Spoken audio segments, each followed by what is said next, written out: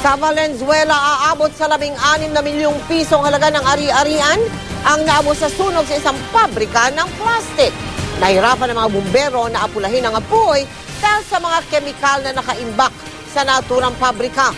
Nakatutok si Salima Refran.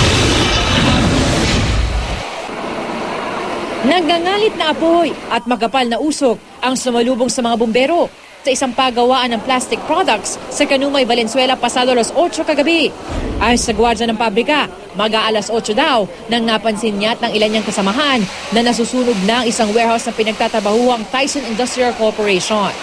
Nagsimula raw sa warehouse 3 ang apoy kung saan nakaimbak ang kanilang finished products. Basta umusok na lang, niransak na lang namin yung number 3, gawangan ng sarado yung bodega na yun wala na, pagbukas namin, malakas na yung umapoy na kagad Dahil pawang mga raw materials na kemikal ang laman, mabilis na kumalat ang apoy sa iba pang warehouse ng factory. Agad inakyat sa ikalimang alarma ang sunog. Pinilit pa ng mga trabahador at ng mga bombero na isalbang natitirang mga finished product sa hindi pa nasusunog ng mga warehouse. Pahirapan naman ang pag-abula ng mga bombero sa apoy dahil na rin sa mga kemikal.